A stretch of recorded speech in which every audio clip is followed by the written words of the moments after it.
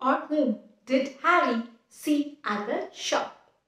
इस सेंटेंस में who लगेगा या whom, ये समझने के लिए पहले हम थोड़ा सा सब्जेक्ट एंड ऑब्जेक्ट को समझेंगे। एक सेंटेंस में सब्जेक्ट क्या होता है? सब्जेक्ट वो होता है जो एक्शन को कर रहा है, the doer of the action.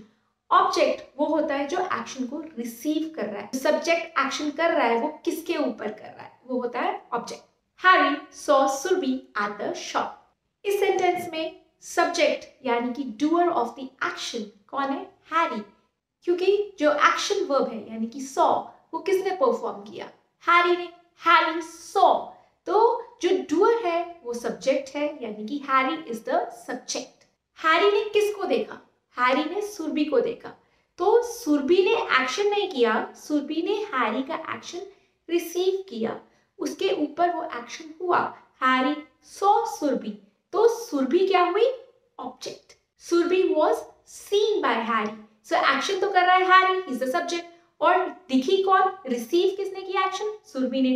She is the object. Coming back to who and whom, who एक सब्जेक्ट प्रोनाउन है, whereas whom एक ऑब्जेक्ट प्रोनाउन है।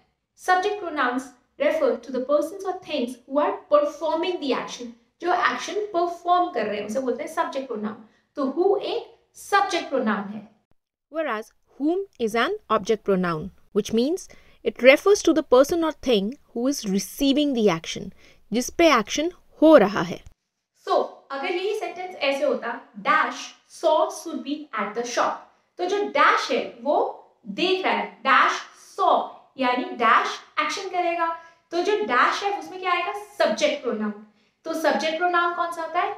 Who is the subject pronoun, so we say who saw Surabhi at the shop. Whereas अगर sentence होता dash did Harry see at the shop, Harry ने किसको देखा, तो इसमें एक्शन कौन कर रहा है? हैरी। हैरी ने किसको देखा, तो किसको मतलब ऑब्जेक्ट, तो जो डैश होगा उसमें क्या आएगा? Object pronoun which is whom. Whom did Harry see in the shop? Harry ने एक्शन किया, किसको देखा? ऑब्जेक्ट को देखा, तो वहां ऑब्जेक्ट प्रोनाउन आएगा which is whom did Harry see at the shop. Another example, Dash do you believe, इसमें वर्ब कौन सा है? बिलीव विश्वास करना, एक्शन करना किसको है? विश्वास करना किसको है? यू को, तो सब्जेक्ट कौन हुआ? यू। तो तुम्हें किस पे विश्वास करना है, यानी ऑब्जेक्ट कौन है? सो क्योंकि यहाँ पे ऑब्जेक्ट के बारे में पूछा जा रहा है, so we'll use the object pronoun whom do you believe.